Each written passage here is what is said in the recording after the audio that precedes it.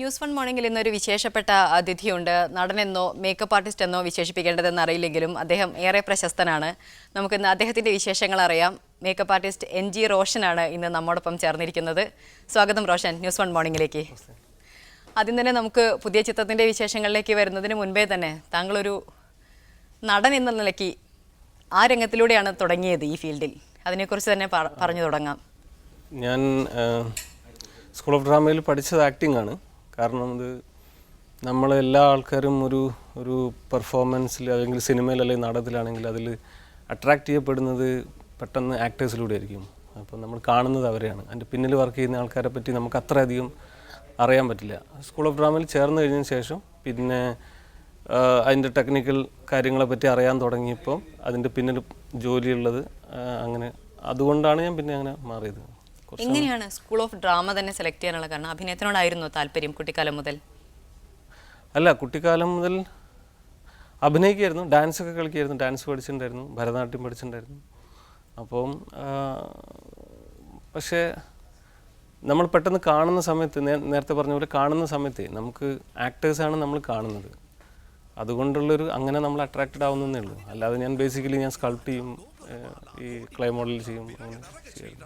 എനിക്ക് തോന്നുന്നു റോഷൻ വരുന്ന കാലത്ത് സിനിമ സജീവമായ കാലം തന്നെയാണ്. പക്ഷേ സിനിമയിലേക്കാണ് കൂടുതൽ ആളുകൾ ശ്രമിക്കുകയും ചെയ്യുക. എന്നിട്ടും സ്കൂൾ ഓഫ് ഡ്രാമയിലാണ് പഠിക്കാൻ തിരഞ്ഞെടുത്തതും നാടകത്തിൻ്റെ വഴികളാണ് പിന്നീട് തിരഞ്ഞെടുത്തതും. KT മുഹമ്മദിൻ്റെ കൂടെ നാടക ഗ്രൂപ്പിലൊക്കെ ഉണ്ടായിരുന്നു. മുഹമ്മദ് അത് കലിംഗിൽ. എന്താ കാര്യം വെച്ചാൽ എൻ്റെ അച്ഛൻ അഭിനയിക്കുമായിരുന്നു. എൻ്റെ അച്ഛൻ പോസ്റ്റ് ഓഫീസിലാണ് വർക്ക് ചെയ്യുന്നത്. പക്ഷേ നാട്ടിൽ ആ കാലത്ത് ഈ ആർട്സ് ആൻഡ് സ്പോർട്സ് ക്ലബ്ബുകൾ ഒരുപാട് കൂടുതലുള്ളതാണ്. ഇപ്പോഴങ്ങനെ ഇല്ല. അപ്പോൾ ആ സമയത്ത് അച്ഛൻ അതിൽ ഒരു നടനായിട്ട് അവരെ വാർഷികത്തിനും അല്ലാതെയൊക്കെ ഇങ്ങനെ പ്ലേ ഉണ്ടാകുമ്പോൾ അപ്പോൾ അച്ഛൻ്റെ കൂടെ രാത്രിയിൽ റിഹേഴ്സലിന് പോയിരിക്കുക എന്ന് പറയുന്നത് അങ്ങനെ ഒരു സ്വഭാവം ഉണ്ടായിരുന്നു. അപ്പോൾ അതിലൂടെയാണ് നാടകം എന്നുള്ളത് എന്നെ കൂടുതൽ അട്രാക്ട് ചെയ്തത്. പിന്നീട് എങ്ങനെയാണ് ഇതിൻ്റെ ഒരു ചുവട് മാറ്റത്തെക്കുറിച്ച് ചിന്തിച്ചു തുടങ്ങിയത്? കാരണം ഈ രംഗത്തേക്ക് കൂടുതൽ അടുത്ത് വന്നതിന് ശേഷം നാടകത്തിൽ നിൽക്കുമ്പോഴാണോ ഇത്തരം കാര്യങ്ങളെക്കുറിച്ച്, അതായത് ഇതിൻ്റെ നമുക്ക് പിന്നണിയിലെ പ്രവർത്തനത്തെക്കുറിച്ച് കൂടുതൽ ചിന്തിച്ചു തുടങ്ങിയത്? അതെ, ഞാൻ സ്കൂൾ ഓഫ് ഡ്രാമ കഴിഞ്ഞിട്ട് പിന്നെ ഡൽഹിയിലായിരുന്നു. ഡൽഹിയിൽ നാഷണൽ സ്കൂൾ ഓഫ് ഡ്രാമയിൽ ജോലി ചെയ്തുകൊണ്ടിരിക്കുന്ന സമയത്ത് അവിടെ അപ്പം ഒരുപാട് ഹൈലി പ്രൊഫഷണലായിട്ടുള്ള തിയേറ്റർ കൂടെ വർക്ക് ചെയ്യാൻ പറ്റിയിരുന്നു. അപ്പം ഒരു ആക്ടിങ് എന്ന് പറയുന്നത് അതിൻ്റെ ഒരു പാർട്ടാണ്. പക്ഷേ ഇതൊരു എൻസെമ്പിൾ ആർട്ടായതുകൊണ്ട് ഒരുപാട് കലകൾ കൂടിയിട്ടുള്ള ഒരു കലയാണ് നാടകമാണെങ്കിലും സിനിമയാണെങ്കിലും. അപ്പോൾ അതിൽ ആക്ടിങ് മാത്രമല്ല, അതിൻ്റെ പിന്നിൽ ബാക്കിയെല്ലാം പ്രോപ്പറായിരുന്നാൽ മാത്രമേ ആക്ടിങ് പ്രോപ്പറാവുള്ളൂ. അപ്പോൾ പിന്നെ എങ്ങനെയാണ് അതിലൊരു മേക്കപ്പ് അല്ലെങ്കിൽ അതിൻ്റെ ഡിസൈനിങ്, അതായത് ലൈറ്റ് അങ്ങനത്തെ കാര്യങ്ങളിലെ ഡിസൈനിങ്ങിലേക്കും അറേഞ്ച്മെൻറ്റ്സിൽ, അതായത് നമുക്കിതിലെ ദൃശ്യബോധമാണ് ഇതിന് കൂടുതൽ വേണ്ടത്, ആ ഒരു തലത്തിലേക്ക് ഈ ചിന്ത പോയി തുടങ്ങിയത് എപ്പോഴാണ്? അത് ശരിക്കും സ്കൂൾ ഓഫ് ഡ്രാമയിൽ പഠിക്കുന്ന സമയത്ത് തന്നെ ഒരു ചെറിയ ഇൻസിഡൻറ്റ് ഉണ്ടായിരുന്നു.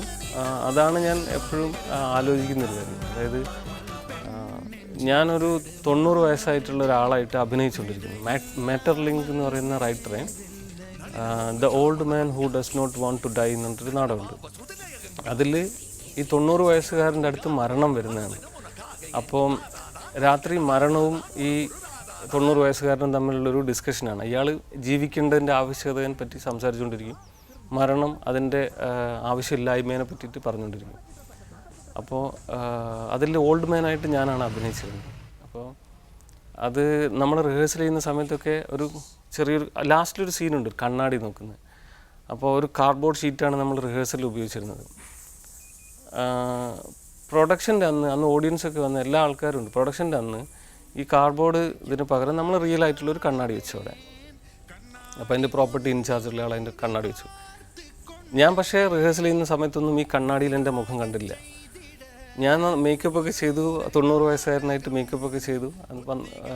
ലാസ്റ്റ് ഈ സീൻ വന്നപ്പോൾ ഞാൻ കണ്ണാടി എടുത്ത് നോക്കി. അപ്പം ഞാൻ എൻ്റെ ഉള്ളിൽ 90 വയസ്സുകാരൻ എന്ന് പറഞ്ഞിട്ട് ഞാൻ എൻ്റെ ഉള്ളിൽ ഇമാജിൻ ചെയ്യുന്ന എൻ്റെ ക്യാരക്ടറും എൻ്റെ യഥാർത്ഥ മുഖവും തമ്മിൽ ഒരുപാട് വ്യത്യാസം ഉണ്ടായിരുന്നു. അപ്പോൾ എനിക്ക് 22-23 വയസ്സുണ്ട്. അപ്പം ഭയങ്കര യങ് ആയിട്ടുള്ളൊരു സ്കിന്ന് ഞാൻ ഇങ്ങനെ കാണുന്നു. അപ്പോൾ ആ അഭിനയിച്ചുകൊണ്ടിരിക്കുന്ന ആ സമയത്ത് ഞാൻ ആലോചിച്ചു, ഞാൻ ഈ 90 വയസ്സുകാരൻ എന്ന് പറഞ്ഞിട്ട് എൻ്റെ ബോഡി ലാംഗ്വേജും എൻ്റെ ശബ്ദവും ഒക്കെ അങ്ങനെ കൺട്രോൾ ചെയ്ത് കഴിഞ്ഞാലും എന്നെ കാണുന്ന ആൾക്ക് ഞാനൊരു 22 വയസ്സുള്ള ആളാണ്. അപ്പോൾ അതിൻ്റെ ഒരു വിശ്വാസ്യത എങ്ങനെയായിരിക്കും, അവരെ എങ്ങനെയായിരിക്കും എടുക്കുന്നത്, ഞാൻ അപ്പം തന്നെ ആലോചിച്ചു. അതെൻ്റെ മനസ്സിൽ ചെയ്തുകൊണ്ടിരിക്കുന്നത് സാധാരണ മേക്കപ്പ് തന്നെയാണോ നമ്മൾ സാധാരണ അങ്ങനെ ഉപയോഗിച്ചിരിക്കുന്ന രീതിയിൽ? അന്ന് ചെയ്ത് നമ്മൾ സ്കൂൾ ഓഫ് ഡ്രാമയിൽ പഠിക്കുന്ന സമയത്തല്ലേ, അപ്പോൾ സിങ്ക് വൈറ്റ് ഒക്കെ ഇട്ട് ഹെയർ ഒക്കെ നരപ്പിച്ച് കുറച്ച് ഷെയ്ഡൊക്കെ ഇട്ട് അങ്ങനെയാണ് ചെയ്തിരുന്നത്. ശരിക്കും ഒരു നടനെ അഭിനയിക്കുമ്പം അത് വിശ്വസിപ്പിക്കുക എന്ന് പറയുന്നതാണല്ലോ. ഒരു ആക്ടിങ് എന്ന് പറയുന്നത് മേക്ക് ബിലീവാണ്, വിശ്വസിപ്പിക്കണം.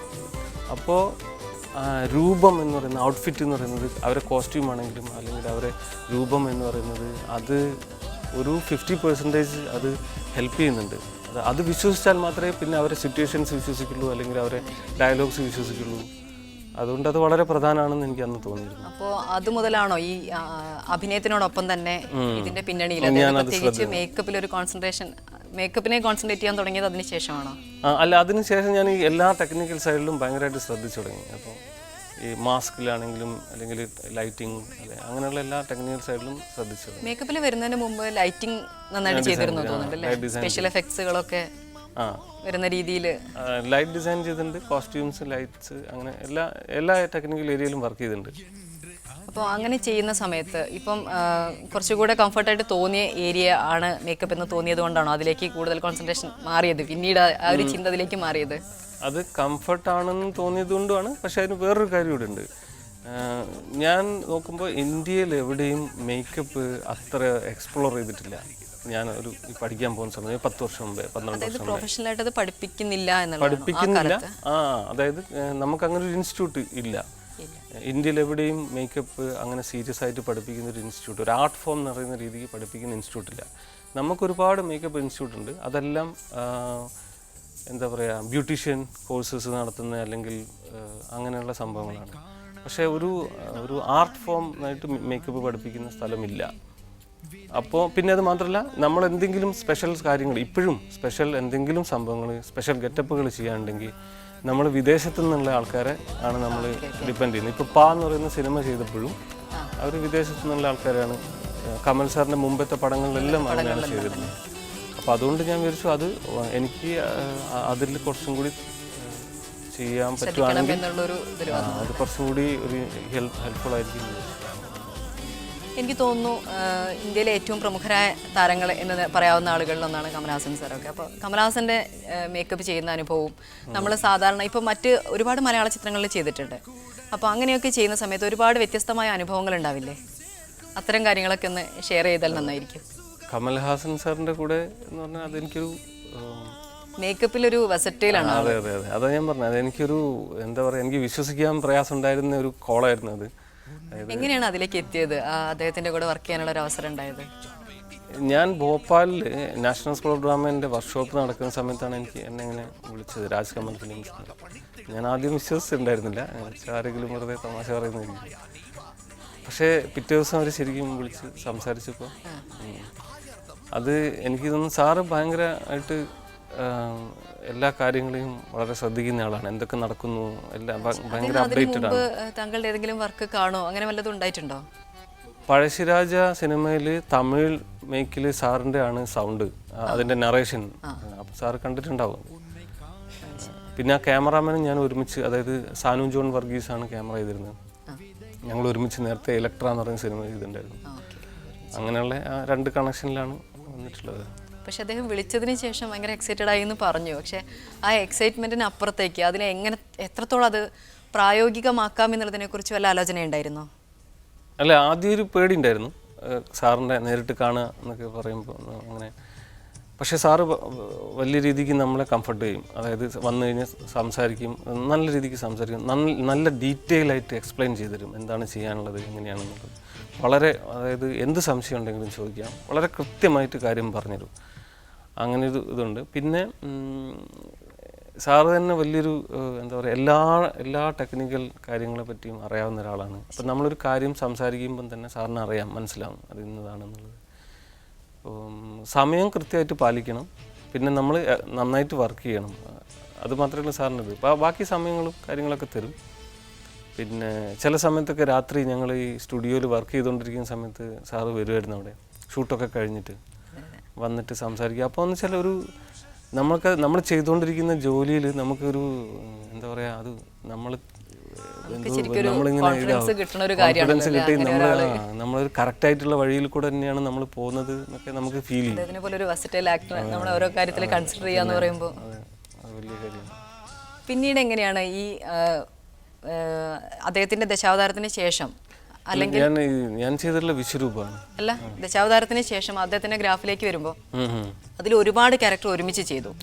അതിലാണെങ്കിൽ വളരെ വ്യത്യസ്തമായിട്ടുള്ള ഇത് ചെയ്തതിന് ശേഷം അത് അത്രയും ആളുകളുടെ മനസ്സിൽ ആ ക്യാരക്ടർ നിൽക്കുന്ന ഒരു അവസരത്തിലാണ് വിശ്വരൂപത്തിലേക്ക് വരുന്നത്. അപ്പൊ അതിന്റെ ഒരു പേടി ഉണ്ടാവില്ലേ അതിൽ അത്രയും വെർസറ്റൈലായിട്ട് അത് നമുക്കത് അങ്ങനെ കൈകാര്യം ചെയ്യുമോ എന്ന് പറയുന്നത്? അതുണ്ടാവും. പക്ഷേ എപ്പോഴും ഒരു സ്ക്രിപ്റ്റ് അല്ലേ പ്രധാനം. ഒരു സ്ക്രിപ്റ്റിനെ ബേസ് ചെയ്തിട്ടാണല്ലോ പോകുന്നത്. അപ്പോൾ വിശ്വരൂപത്തിൽ വേറെ രീതിയാണ്, വേറെ ക്യാരക്ടേഴ്സാണ്, വേറെ രീതികളാണ്. ദശാവതാരത്തിൽ വേറെ ക്യാരക്ടേഴ്സ്, വേറെ രീതികളാണ്. അദ്ദേഹത്തിന്റെ മുന്നത്തെ ചിത്രങ്ങളിലൊക്കെ ഇത്തരം കാര്യങ്ങൾ വന്നപ്പോൾ ഒക്കെ വിദേശത്ത് നിന്ന് മേക്കപ്പ് ആർട്ടിസ്റ്റ് വന്നിട്ടാണ് ചെയ്തതെന്ന് കേട്ടിട്ടുണ്ട്. അപ്പോൾ അങ്ങനത്തെ ഒരു ആള് താങ്കളെ പോലെ ഒരാളെ സജസ്റ്റ് ചെയ്യുമ്പോൾ നേരത്തെ പറഞ്ഞു എക്സൈറ്റഡ് ആയിരുന്നു എന്ന് പറഞ്ഞു, പക്ഷെ ഒരു എക്സൈറ്റ്മെന്റിനേക്കാൾ ഉപരി അതൊരു അംഗീകാരമായിട്ട് തോന്നിയിട്ടുണ്ടോ? അതാണ് ഞാൻ പറഞ്ഞത്, നമ്മൾ സെലക്ട് ചെയ്ത വഴിയും പോകുന്ന വഴിയും ശരിയാണെന്ന് തോന്നിയിട്ടുണ്ട്. അതായത് അങ്ങനെ ശരിക്കും കരിയർ തുടങ്ങിയത് നടനായിട്ടാണ്. കുറെ ചിത്രങ്ങളിലുണ്ടായിരുന്നു, ഹിന്ദി സീരിയലുകളിലുണ്ടായിരുന്നു. ഇപ്പൊ അടുത്ത കാലത്ത് ഇറങ്ങിയ വേറെയും ചില ചിത്രങ്ങളിൽ, ദൃശ്യം ഉൾപ്പെടെയുള്ള ചില ചിത്രങ്ങളിലും ചെറിയ വേഷങ്ങളിലുണ്ടായിരുന്നു.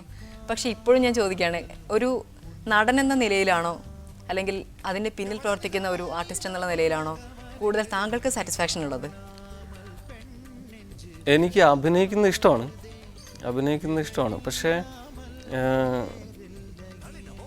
എനിക്കതൊരു അങ്ങനൊരു എന്താ പറയുക, കുറച്ചും കൂടി ഞാൻ എന്നെ കാണുന്നത് എൻ്റെ ബാക്കി കാര്യങ്ങളാണ്, ടെക്നിക്കൽ സൈഡിലും അല്ലെങ്കിൽ അങ്ങനെ ഒരു ഫിലിം. കൂടുതൽ നമുക്ക് കോൺട്രിബ്യൂഷൻ ഏത് രംഗത്ത് കൊടുക്കാൻ പറ്റും എന്നാണ് തോന്നുന്നത് ഇപ്പോഴത്തെ ഒരു അവസ്ഥയിൽ? പ്രസന്റ് കണ്ടീഷനിലാണ് ഞാൻ ചോദിക്കുന്നത്. എങ്ങനെ, ഏത് മേഖലയിലാണ് കൂടുതൽ നമുക്ക് കോൺസെൻട്രേറ്റ് ചെയ്യാൻ പറ്റുക? എനിക്ക് കൂടുതൽ ചെയ്യാൻ പറ്റും എന്ന് താങ്കൾക്ക് തോന്നുന്നത് ഏത് കാര്യത്തിലാണ്? ഇപ്പം ഞാൻ കോൺസെൻട്രേറ്റ് ചെയ്തുകൊണ്ടിരിക്കുന്നത് മേക്കപ്പിൻ്റെ സ്പെഷ്യൽ എഫക്ട്സ് ആൻഡ് പ്രോസ്തെറ്റിക്സ് എന്ന് പറയുന്നത്. അതിലാകുമ്പോൾ നമ്മളിപ്പം ഇവിടെ ഒരു ഉദാഹരണത്തിന് ഇവിടെ ഡമ്മികൾ ഉണ്ട്. സിനിമയിൽ ഒരുപാട് ഡമ്മി ഷോട്ട്സ് ഒക്കെ ഉപയോഗിക്കാറുണ്ട്. അതൊക്കെ നമ്മൾ മദ്രാസിൽ നിന്ന് ചില റബ്ബർ ഡമ്മികളൊക്കെ കൊണ്ടുവന്ന് കോസ്റ്റ്യൂമൊക്കെ അടിച്ചിട്ട് അങ്ങനെ നമുക്ക് അങ്ങനെ എടുക്കാനൊന്നും പറ്റില്ല. പക്ഷേ ഇപ്പം ഞാൻ റിംഗ് മാസ്റ്ററിൽ, ഇപ്പം ദിലീപേട്ടൻ്റെ റിംഗ് മാസ്റ്ററിൽ പുതിയ ഫിലിമിലും പിന്നെ എൻ്റെ മുമ്പേ ഒറീസ ചെയ്ത സമയത്തും ഒക്കെ ഞാൻ ഡമ്മികൾ ക്രിയേറ്റ് ചെയ്തിരുന്നു. ഡമ്മി ക്രിയേറ്റ് ചെയ്യുന്നത് നമുക്കൊരു 300 ലെൻസിലൊക്കെ നമുക്ക് ക്ലോസ് ഒക്കെ എടുക്കാൻ പറ്റും, അത്ര ഡീറ്റെയിലിംഗ് ആയിട്ടുള്ള ഡമ്മികൾ. അപ്പോൾ അത് ഒരുപാട് നമുക്ക് കോസ്റ്റ് കുറയ്ക്കും, CG ഒക്കെ ചെയ്യുന്നതിൻ്റെ കോസ്റ്റ് കുറയ്ക്കും. പിന്നെ അതിൻ്റെ റിയൽ ലുക്ക് തരും. ഇപ്പോൾ ഒരു ബിൽഡിങ്ങിൻ്റെ മുകളിൽ വീഴുന്നൊക്കെ ആണെങ്കിൽ നമ്മളിങ്ങനെ അത് വീഴുന്നതിൻ്റെ വീഴ്ചയിൽ തന്നെ അത് ഡമ്മിയാണെന്ന് നമുക്ക് മനസ്സിലാവും. അല്ലെങ്കിൽ പക്ഷേ ഇത് real body, real weight, real feel, real ടെക്സ്ചറുള്ള സാധനങ്ങൾ അങ്ങനെ ആ ഒരു കാര്യത്തിൽ ആണിപ്പോൾ നമ്മളിവിടെ അത് തീരെ ക്രിയേറ്റ് ചെയ്യാറില്ല. പിന്നെ ബോഡി പാർട്സ് ക്രിയേറ്റ് ചെയ്യുക, അങ്ങനെയുള്ള കാര്യങ്ങൾ. പിന്നെ ഫീച്ചേഴ്സ് എല്ലാം പരസ്പരം ബന്ധപ്പെട്ട് കിടക്കുന്നതാണ് അല്ലേ? മേക്കപ്പുമായിട്ട് തന്നെ ശരിക്കും ഈ സ്പെഷ്യൽ എഫക്ട്സ് ആയാലും അതിൻ്റെ ടെക്നിക്കൽ സൈഡ് ആയാലും ഒരു കാര്യത്തിൽ കുറിച്ച് നമുക്ക് കൃത്യമായ ധാരണ ഉണ്ടെങ്കിൽ നമുക്ക് മറ്റൊരു കാര്യത്തിനെ കുറിച്ച് വളരെ ഈസി ആയിട്ട് ചെയ്യാൻ പറ്റുന്ന ഒരു മേഖലയാണ്. കാരണം എന്ന് വെച്ചാൽ ഇത് നമുക്ക് ഇപ്പോൾ സിനിമയിൽ ഒരു പല കലകൾ കൂടിയിട്ടുള്ളതായതുകൊണ്ട് തന്നെ നമുക്ക് മറ്റു കാര്യങ്ങളെ പറ്റിയിട്ട് ഏകദേശം ഒരു അറിവുണ്ടെങ്കിൽ നമുക്ക്. നമ്മൾ നേരത്തെ പറഞ്ഞൊരു കാര്യം, നാടകത്തിലൂടെയാണ് വന്നത്. സ്കൂൾ ഓഫ് ഡ്രാമയിൽ നിന്ന് ഇറങ്ങിയതിന് ശേഷം നാടകത്തിൽ സജീവമായിരുന്നു. പിന്നീട് എങ്ങനെയാണ് ഈ ചലച്ചിത്ര രംഗത്തേക്ക് ചുവട് മാറി തുടങ്ങിയത്? ഞാൻ ഡൽഹിയിൽ വർക്ക് ചെയ്യുന്ന സമയത്ത് തന്നെ സിനിമയിൽ വർക്ക് ചെയ്തിട്ടുണ്ട്. അതായത് ഓഫ് ബീറ്റ് സിനിമകളിലാണ് എല്ലാം ഉണ്ടായിരുന്നത്. അപ്പം ഫസ്റ്റ് സിനിമ എന്ന് പറയുന്നത് സംസാര എന്ന് പറയുന്നൊരു ഫ്രഞ്ച് പ്രൊഡക്ഷനായിരുന്നു. അത് ലഡാക്കിൽ ഷൂട്ട് ചെയ്ത് പാൻ നളിൽ എന്ന് പറയുന്ന ആൾ ഡയറക്റ്റ് ചെയ്തത്. അതാണ് ഫസ്റ്റ് സിനിമ ചെയ്തത്. അപ്പോൾ അതുപോലെയുള്ള ഓഫ് ബീറ്റ് സിനിമകൾ അല്ല, ഞാൻ പ്രൊഫഷണലായിട്ട് തന്നെ വർക്ക് ചെയ്ത് തന്നെയാണ്. അത് ശരിക്കും ബുദ്ധൻ്റെ ഒരു തിരിച്ചുവരവ് പോലത്തെ അങ്ങനത്തെ ഒരു കഥയാണ് സംസാരം. ഒരുപാട് ഇൻ്റർനാഷണൽ അവാർഡുകൾ കിട്ടിയിട്ടുണ്ട്. ഇന്ത്യ, കനേഡിയൻ ഒരു ഇതായിരുന്നു, ഫ്രഞ്ച് ഡയറക്ടറായിരുന്നു. അങ്ങനെ ഒരു ഇൻ്റർനാഷണൽ ടീമൊക്കെ ആയിരുന്നു ഇതിനകത്ത്. അങ്ങനെ കുറച്ച് പിന്നെ നസറുദ്ദീൻ ഷാൻ്റെ കൂടെ വർക്ക് ചെയ്തിട്ടുണ്ട്. റോഷൻ സേട്ട്, നസറുദ്ദീൻ ഷാ, സീമ ബിശ്വാസ്, അങ്ങനെ ആ ഒരു സിനിമകളായിരുന്നു ചെയ്തത്. പിന്നെ പഴശ്ശിരാജാണ് മലയാളത്തിൽ ആദ്യം ചെയ്യുന്ന സിനിമ. അപ്പോൾ ഹരിഹരൻ സാറാണ് എന്നെ ശരിക്കും പറയുകയാണെങ്കിൽ ഒരു സിനിമേൻ്റെ ഒരു ഇതിലേക്ക് കൊണ്ടുവന്നിട്ടുള്ളത്. അപ്പോൾ മലയാളത്തിലാണോ അതോ മൊത്തത്തിൽ? അല്ല, ഞാൻ അതിൻ്റെ മുമ്പ് ഇങ്ങനെ ഓഫ് ബീറ്റ് സിനിമകളും ക്ലാസ്സും അങ്ങനെ മാത്രമായിരുന്നല്ലോ. ശരിക്കും പറയുകയാണെങ്കിൽ പഴശ്ശിരാജ ചെയ്തതോടുകൂടിയാണ് ഞാൻ ഇങ്ങനെ ഒരു മേക്കപ്പ് ആർട്ടിസ്റ്റ് എന്നുള്ള നിലയ്ക്ക് സിനിമ ഇൻഡസ്ട്രീൻ്റെ അകത്ത് ഞാൻ അങ്ങനെ ഒരു തരത്തിൽ ഞാൻ വരുന്നത്. ശരി.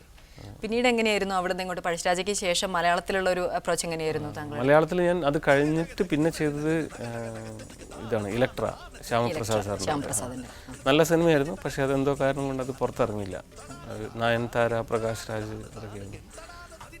പിന്നെ എനിക്ക് അങ്ങനെ ബ്രേക്ക് തന്നിട്ടുള്ളത് ദിലീപ് ഏട്ടനാണ്.